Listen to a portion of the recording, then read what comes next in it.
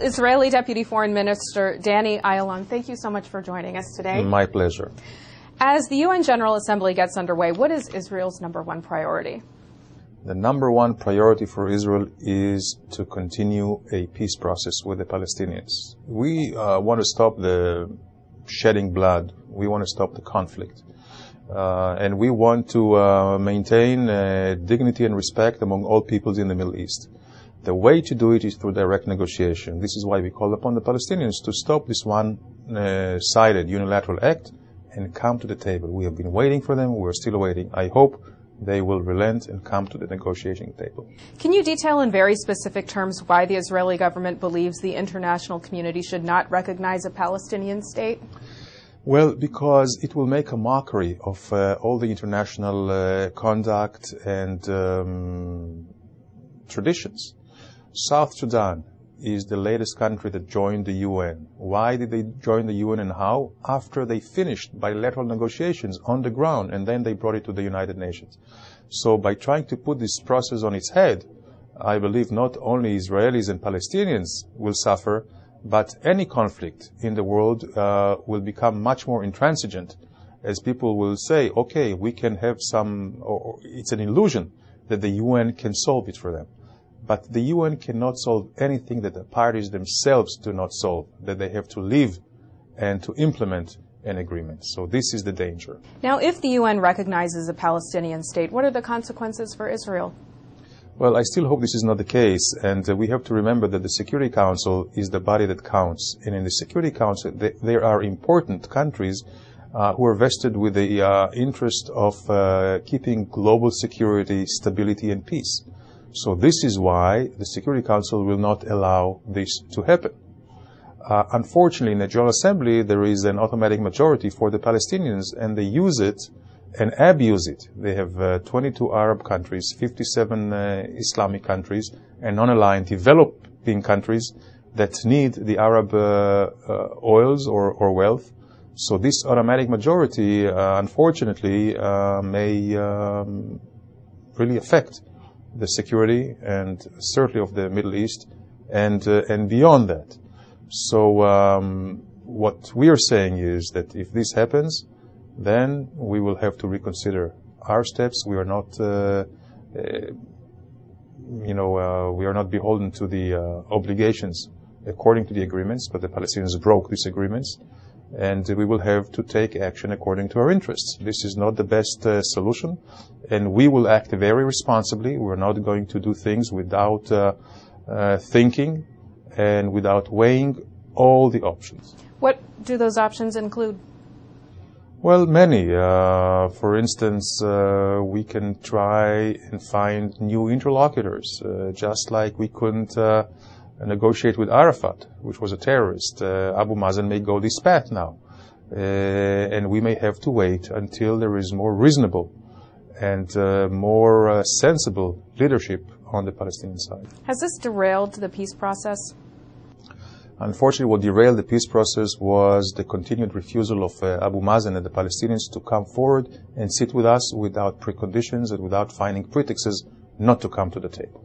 How do you respond to those who say, why shouldn't the Palestinians look to the international community for multilateral recognition, especially when the UN General Assembly has accepted some of the changes for other countries in the region? Because they have reneged on their obligations and they have not accepted ever Israel's offers. Israel was very generous with the Palestinians years ago and today, but they keep saying no. If you look at this Palestinian leadership, they are no different than historic, successive Palestinian leaderships that always said no to offers from Israel for partition, for coexistence, for historic reconciliations. They always wanted everything. And this approach of all or nothing, this is the main stumbling block today. And by going to the UN, for the UN to accept this approach of all or nothing, because they use their automatic majority, not only it's a blow to the peace process between Israeli and Palestinians, it's also a blow to the image of the United Nations, because if the Palestinians can render the United Nations a rubber stamp to their capricious conduct, this may bode ill for other parties, for other conflicts around the world. And this is what the world should do, should tell the Palestinians what are the lines that they cannot cross. Is Israel getting a fair shake at the United Nations these days? Of course not. There is this automatic majority. The United Nations is not a level playing field, unfortunately, because they have been hijacked by Palestinians, Arabs, and other Muslim countries. If you look at the United Nations today, and you see the amount of time they allocate to the Israeli-Palestinian conflict, and how many resolutions they condemn Israel, which is a democratic country, with respect to pluralism and human rights, a really Western democracy with rule of law. And you see how much condemnation there is to Israel, and none, almost, to Saudi Arabia, to Iran, to Cuba, to Libya, to Syria. So, you know, it's a mockery. And what happens is that this usurping the agenda by the Palestinians is on the expense of really poor people in Somalia that don't have food, or in Rwanda, or in other places around the world. And this is the real pity of it. Should President Obama have taken a tougher stand in opposition to this before the international community? We very much appreciate the American leadership, and by saying that the United States is not supporting the Palestinian unilateral move, this is really a beacon of hope for others. And the United States was right to say we cannot support this move, firstly, because it's against all the contracts. We have to remember the United States, like other countries, are a signatory to the agreements as a witness. So certainly, if an agreement is of any value at all, if commitments and signatures are of any value at all for the future, you have to hold on by your agreements. So the United States was right to do what they did, and I believe and hope that other countries will follow. Since President Obama took office, he's shifted policy away from Israel. Does the Israeli government still feel the Obama administration is a good partner, or does the Israeli government look forward to a change perhaps in 2012? Well, Israelis are very careful not to go and interfere in American internal politics. We respect the American people that know what the way to vote for their own interests and values. We don't expect anyone to interfere in our elections. We don't interfere in other people's elections. What does Israel perceive to be its greatest threat in the region these days? Iran. Still, with everything that goes on, Iran is the single most dangerous threat, not just to Israel, but to the entire international community. And nuclear Iran, and they are relentless in trying to pursue illegal nuclear weapons, would change the world order forever, and it will be a direct threat to all of us in Europe, in America, anywhere else.